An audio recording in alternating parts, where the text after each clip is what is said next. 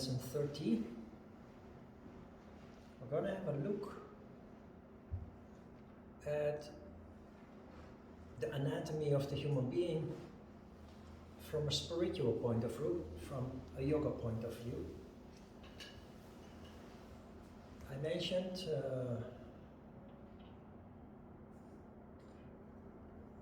I think on several occasions that when you do a modern yoga course, a large part of the curriculum is actually physical anatomy. And I explained that if you open any serious yoga book, if you open any book that contains the old texts that describe yoga, you will find no mention of physical anatomy at all. There's no chapter, no paragraph, no sentence mentioning physical anatomy. And there's a reason for that. Because first and foremost, we exist out of energy. All traditional medicine and spiritual practices, in essence, are based on energy, the health of our energy system. We tend, as modern human beings and modern science, we tend to look at a human being as what we can see. We see a physical body, different body parts, muscles, bones, joints. We have a brain, we have senses, eyes, ears, smell and taste. We have organs, the heart, the liver, etc. That is how, these are all tangible parts of the body. Modern medicine and modern science look at the human being from a material point of view, ignoring the fact that the underlying entity of that physical body is in fact energy. Traditional medicine knows that. If the energy is good, the body is healthy. If the body is sick, essentially that is not a physical problem. It only has become a physical problem. But the essence of the disease is something wrong in the energy household. So if there's a lack of energy or a disharmony or a blockage in the energy circulation, it leads to certain symptoms that when ignored will eventually end up in physical symptoms that we call disease. And the longer we ignore the signals, the more severe the disease becomes. And the last final step in that process of disease is, of course, death. To deal with disease, traditional medicine and also yoga is healing for a reason. It really is. To deal with disease, we correct the energy system. Anybody who practices yoga on a regular basis becomes healthier. And if you have diseases, small and big, they will slowly but certainly heal. Not suddenly, not very quickly, like with a chemical pharmaceutical medicine. But slowly and certainly, diseases disappear, heal. Not only do your existing diseases diminish and eventually heal, but also you become so healthy that you don't get sick anymore. Of course, you can always catch a flu, just some minor affection, but generally serious disease doesn't occur because your energy household is healthy. And we know that serious disease occurs when the energy household is not healthy. So where does the human being come from if everything is energy? And that is described basically in the booklet that I sent you, the PDF file, that is called Subtle Anatomy or Atma Vidya. And it is based on a model that Ajita envisioned that he calls the yin-yang model. But it is a yin-yang model within a yin-yang model within a yin-yang model. It's actually a very interesting concept. The first layer is, for most people, intangible. This is called Purusha in Sanskrit. In English we call it soul. Soul is not something that you can touch. Soul is not something that you can see. But soul is your connection with the universe, because we are all part of the universe. The universe is one huge body. And within that body, just like within our body, there are many different parts. Our body exists out of several billion cells, atoms. The universe is a body that exists out of billions, maybe trillions of little parts. We are part of that whole.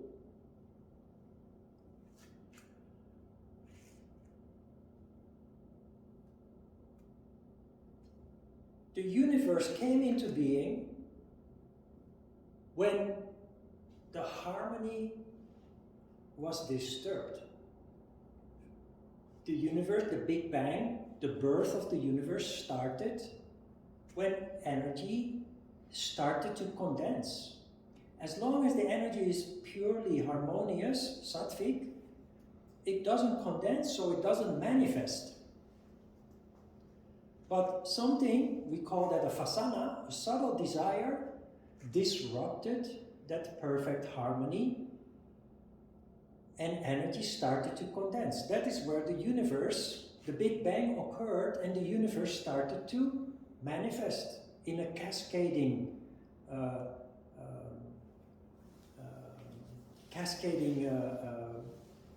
events following up. Energy that condenses becomes gas, which then further condenses and becomes liquid, which then further condenses and becomes solid matter. Our body exists out of all these elements. Solid matter is easy to see. The physical body, you can touch it. Liquid, there is plasma, there is blood, there are organs that produce liquids in our body. Gases, there are gases being produced in our bodies, and we live by gas when we breathe and exhale, inhale and exhale. But the origin, the energy, for most people is simply difficult to realize, to see, to understand. I call it Purusha, I call it the connection we have with the universe. So upwards, it's the connection with the universe. Downwards, it's the creation, the start of the creation of the human being. Purusha is an energy, soul. Your soul is an energy. It's not an organ or a body part that you can touch. So it's difficult for most people to understand. But it's something that you will more and more acknowledge, recognize as a person who is on the spiritual path, because your energy is in higher levels of consciousness. Within Purusha, the next layer manifests with the continuing condensation of energy out of Purusha comes Avyakta.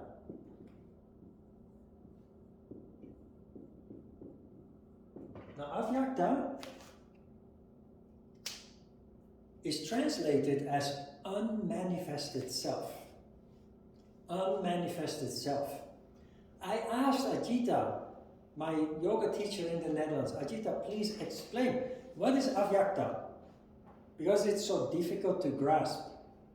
And he said, I asked the same question to my mentors, my Indian, the yogis that have conveyed yoga to me. And their answer was very simple. They said, Avyakta is so difficult to define, it's better not even to try. But unmanifested self indicates that Purusha, which is pure energy, is starting to take shape.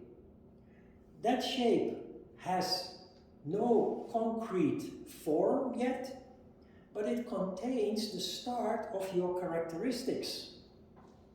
But it's unmanifested. The vibration is there, the energy is there, but it hasn't manifested yet.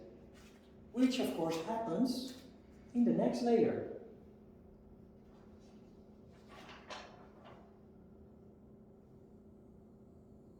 Within Avyakta, with the energy continuing to condense, lies Atman.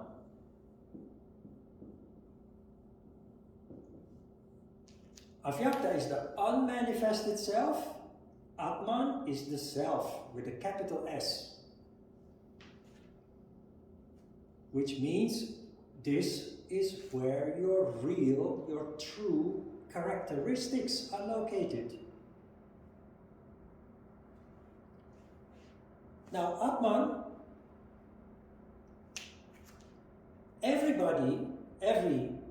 body, literally, is based on this model. We all start from energy that condenses into unmanifested self, that condenses into Atman. The tricky part is that most people are so insensitive and so unconscious, unaware, that although Atman is part of them as a whole, it doesn't manifest. Most people do not know their true characteristics. And we talked about this before. The reason for that is that human beings are designed to perceive gross elements. We perceive through the 5 gross senses: smell, taste, vision, touch, and hearing. But we also talk about the 6th sense. How do you define 6th sense? 6th sense is intuition. With your 6th sense, you perceive things that you cannot see, touch, feel, smell, or hear. With your 6th sense, you sense, you become aware of vibrations, which is energy. But most people's senses are not refined enough to perceive those vibrations, and therefore most people do not have a 6th sense. 6th sense is one of the siddhis, one of the supernatural or paranormal abilities that yoga promises all the time, that manifest as a result of your increased sensitivity and widening consciousness, awakening and further widening consciousness. People on the path of spiritual practice, yoga is only one of them, there are many forms, they will start to gradually become aware of their true characteristics. And that is Atma. It takes many years to develop, decades to develop. But once you are in contact with that, it gives you a certain assurance, a certain stability of connection with yourself. It is something that spiritual people possess, that if you do not understand what you're looking at, people think that you're arrogant. Because you have a certain calm and assurance over you that people can't explain, which is based on this connection with your true characteristic, knowing who you are, knowing who you truly are. Why is this important? Because we tend to perceive the outside world through our five senses. We are very easily polluted with the information that we get from our environment. Since we are born, we are impressed, indoctrinated almost, I would say. We are conditioned to think in certain ways and to believe in certain ways and to see the world in certain ways. We are all from the same source, which means we are identical. And yet, I think and function differently than you do, than you do, than you do. Why? Because I was conditioned in different ways. And it is also because of that conditioning, through education, upbringing by your parents, your environment, and very much the media, the conditioning through what we soak up through the media that shapes the way that we look at the world around us. It is because of that pollution that we fail to connect with Atman, with our true characteristics, because this is very subtle. While what we perceive through the five gross senses is far from subtle. It's not subtle at all. Easy to perceive. And the secret to all this really is silence. We start to hear the voice of our heart, as we call it, or the voice of our soul, as we also call it, Atman, when we close our eyes in total silence. Of course, if you now sit down and close your eyes in total silence, you're definitely not gonna hear your heart's voice. It's a very gradual process. You are being shown the way very slowly, very gradually. But it starts the day that you stand still in silence, in an asana or in meditation, and you start to perceive subtle things. You close your eyes and you start to turn your attention inwards. This is within you. It is something that most people simply cannot see because they're too noisy mentally, too noisy surroundings, and they never take a moment to actually really be totally silent, in peace. Atman is also, there is an anecdote about Buddha. Buddha was like Jesus Christ. He didn't like the pundits. Or in India they are called the pandits. Pundits are scientists. Pundits are people who keep themselves busy with reading books and trying to explain them. But they very often do not practice themselves. And yet they think that they are specialists in the field of yoga, for example, or the field of Buddhism, or spirituality. So Jesus Christ was a practitioner, Buddha was a practitioner. All their experiences came from daily life experiences, while the pandits or the pundits, they were only reading books. They didn't experience or learn through daily life practice, putting everything into practice in daily life. Now, Buddha one day was challenged by a number of pundits who came to him and said, people talk about you and they say that you know Atman. And Buddha, not having any of it, simply replied, Anatta, Anatta, Anatta, which is Sanskrit for no Atman, no Atman, no Atman, which angered the pundits because they thought Buddha was saying Atman does not exist. But Buddha, like many spiritual teachers, except me, Buddha and many spiritual teachers talk in riddles. They want to appear, or they appear to be mysterious, and often what they say is difficult to understand because they don't really explain. As you notice, I always go out of my way to explain, to try to help you understand in a very practical and simple way, simple sense, what is meant with all these symbolical texts. What Buddha meant is that if you want to know Atman, you must not talk about it. So no Atman, don't talk about it.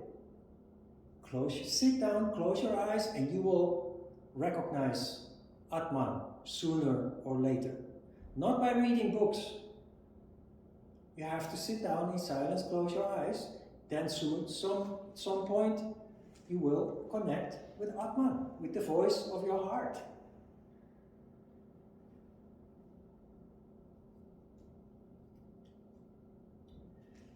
And I believe, if I understand the anecdote properly, that Buddhism, as a result of this conflict between Buddha and the Pandits, Buddhism was kicked out of India.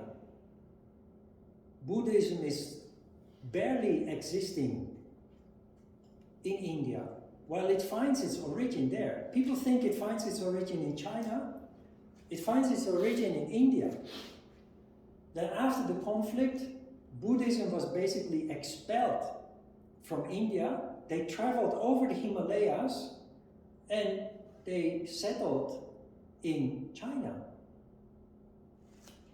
as a result of this conflict, this misunderstanding, basically. Anyway, within Atman, we have continuation of the condensation of energy.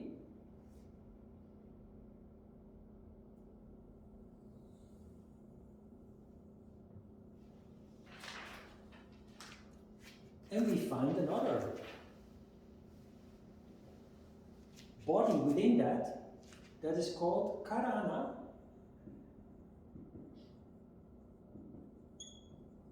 Karana Sharira. Sharira means body. Not this physical body, but a body of energy. A layer of energy. Karana Sharira is a manifestation that results from a further condensation of energy from Atman, from the self, but is not yet physical body. Karana Sharira is in fact the crown chakra. So Karana Sharira is translated as the spiritual body. Well, we know that that is where Atman starts to manifest. we develop wisdom and deep insight in Karana Sharira, intuition. All of the siddhis are related to Karana Sharira being active. Most people don't possess siddhis or supernatural or paranormal abilities just because there is no energy at such high level of consciousness. Karana Sharira is technically present, but it is not receiving the fuel it needs to function. So the energy continues to condense, and within Karana Sharira, we then find Sukshma Sharira.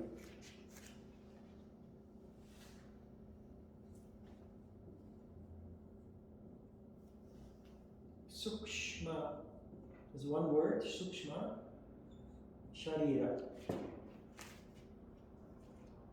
Sukshma Sharira is the mental body. So that is which chakra? Ajna chakra.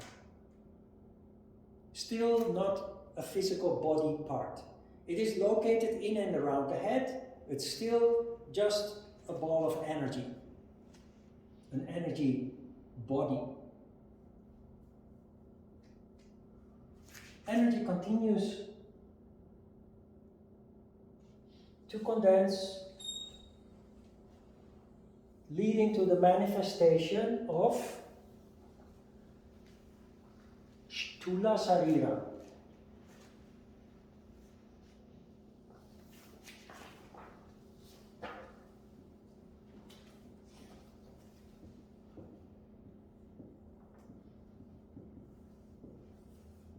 Sthula Sharira is what is below Ajna Chakra. The 5 chakras below Ajna Chakra. The physical body. I think at some point I mentioned that we exist out of 3 bodies. Physical body, mental body, spiritual body. But at that time I didn't explain yet that it wasn't that simple, that there were actually more bodies which are pure energy. But the physical body starts only here. And so what many people do not realize, or maybe cannot even believe, is that a human being is not just physical body. There is so much more. There's so much more that people are not aware of, and also is not allowed to manifest because we are so distracted by the world of gross matter. We are distracted by what we are limited in our perception by what we can perceive through the 5 gross senses. There's just not the energy and the peace of mind, the silence, for the 6th sense, the subtle perception, to manifest. Now, this is the whole model, but this model is endless. Because you now have the physical body, the mental body, the spiritual body, then you have Atman, the self, with a capital S, all your true characteristics. Then you have the unmanifested self that lies at the basis of the self, and then you have your origin, your connection with the universe. But energy condenses, and so you have Vishuddhi Chakra, Anahata Chakra, Manipura Chakra, Svadhisthana Chakra, Muladhara Chakra. How far does this go? We don't know. We don't have the ability to perceive that yet. But based on intuition, based on what we know about the universe, how it is constructed and how our place within that universe, this model is endless. We are a body within a body. We are a body within the universe. Okay? But our body is a universe upon itself, with billions of atoms, which are also bodies.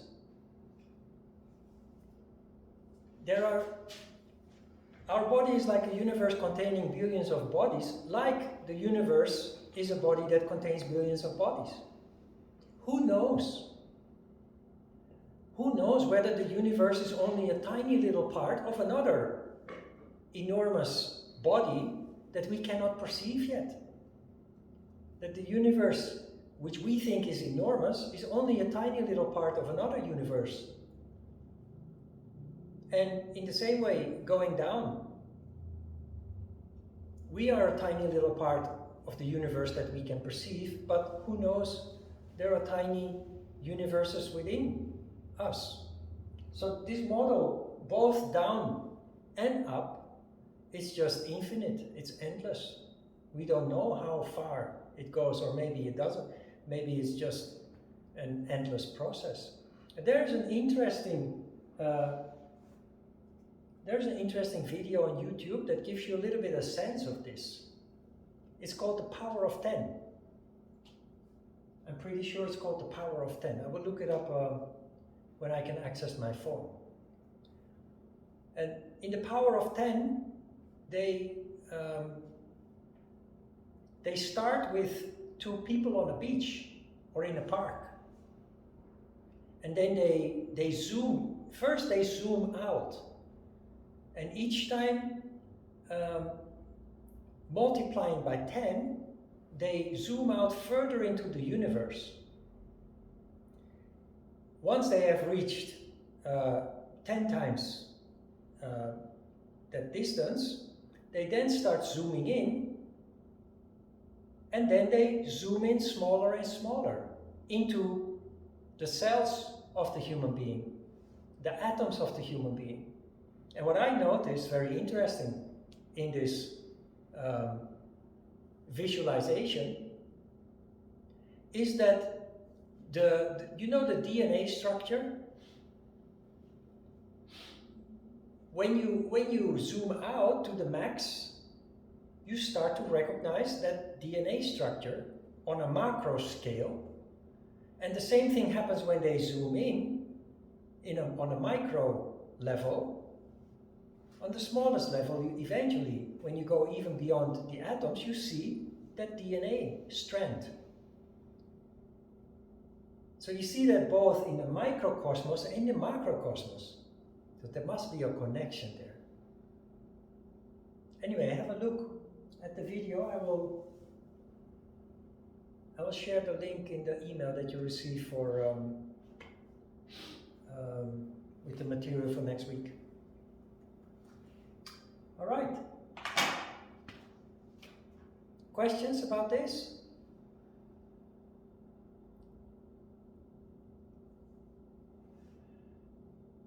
Intriguing. It's not really in a concrete way of practical value, but it does explain a lot about experiences that you might have. As a spiritual person, you become more sensitive, more conscious. There are experiences that you find very difficult to explain. But when you realize that you are part of a bigger entity, a bigger whole, that you are, in fact, an energy that resonates and that can resonate and connect with other intelligence and consciousness. That can help you to understand these phenomena that you otherwise cannot understand. I'm talking about, you know, when you experience telepathy, for example, that you connect, you think about somebody, suddenly your phone rings and you grab the phone and you say, hey, it's you, I was just thinking about you. Or the other way around, that you think, suddenly you feel the need to call somebody, and you call, you dial the number and you call, and the other person, hey, what a coincidence, I was just about to call you, or I was thinking about you.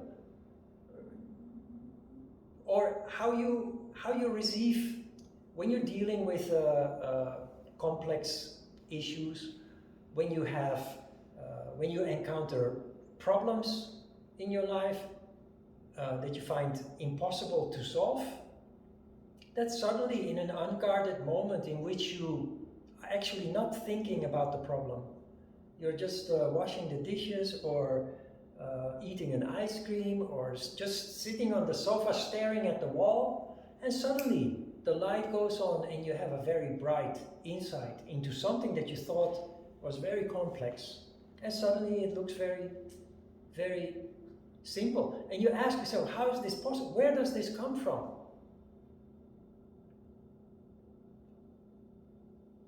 You cannot explain that if you do not understand how this works, how we are a part of a much bigger entity.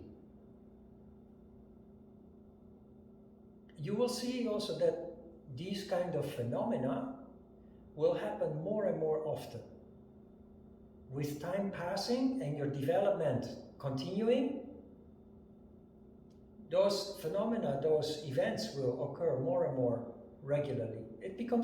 That is why I keep saying, when we talk about the CDs, which are called paranormal and supernatural abilities, I keep saying they are actually not paranormal and supernatural. They are normal and natural, if the condition is right. Every person can have these abilities, provided that there is energy on higher levels of consciousness. And every spiritual practice is designed to let that energy rise and fuel that higher consciousness that leads to the normal and natural abilities that most people don't possess, because the energy is just not there. Yeah. Here you can have a little insight of where it comes from, how it works. You are not just this physical body with a head on top of it with a brain. There's just much more. And the quieter you become internally, the more you perceive, the more you receive.